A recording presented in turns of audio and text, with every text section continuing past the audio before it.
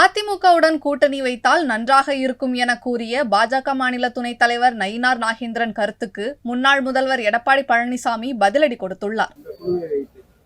மீண்டும் அதிமுகவோடு ஒரு இணக்கம் ஏற்படுவதற்கான வாய்ப்பு இருக்கு. அதாவது இணக்கம் வந்தா ரொம்ப சந்தோஷம் தான். அதிமுகவோட இணக்கமாக செயல்பட வேண்டும் சொல்லி உங்கள்ட்ட புரிஞ்சு போன பாஜகவுடைய சட்டமன்ற குழு தலைவர் சொல்லியிருக்காங்க. இணக்கமா உங்களோட இணக்கமாக செயல்பட விரும்புகிறேன்னு சொல்லி அவர் விரும்பி என்ன பண்றது? அதாவது அனைத்து இந்திய அண்ணா திராவிட முன்னேற்ற கழக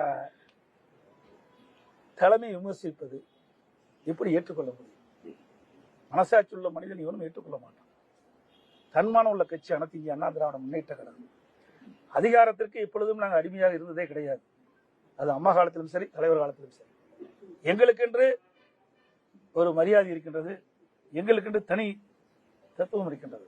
இந்த அடிப்படையில் தான் நாங்கள் செயல்படுவோம். எங்களுடைய தலைவர்களை பற்றி அவதூறாக பேசுவது, அவர்களை விமர்சனம் செய்து பேசுவது, அம்மாவை முதலில் பேசினார்கள். உடனடியாக நாங்கள் கண்டன தீர்மானத்தை நிறைவேற்றி அதை வெளிப்படுத்தினோம். இனிமேலாவது இப்படிப்பட்ட செயல் ஈடுபட மாட்டாது எண்ணினோம். அதற்கு பிறகு பேர் அண்ணாவை பற்றி விமர்சனம் செய்கின்றார்கள். எப்படி ஏற்றுக்கொள்வது? மனசாட்சி உள்ள எந்த மனிதனும் ஏற்றுக்கொள்ள மாட்டான்.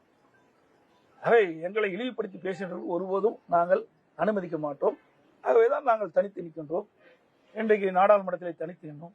வெற்றி தோல்வி என்பது வேறு, ஆனால் தன்மானம் என்பது ஒவ்வொரு மனிதனுக்கும் வேணும். அந்த அடிப்படையில் தான் எங்களுடைய கட்சி நடைபெற்றுக் கொண்டிருக்கிறது.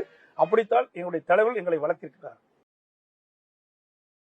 செய்திகளை உள்ளது உள்ளபடி தெரிந்து கொள்ள ரெஃப்ளெக்ட் நியூஸை சப்ஸ்கிரைப் பண்ணுங்க.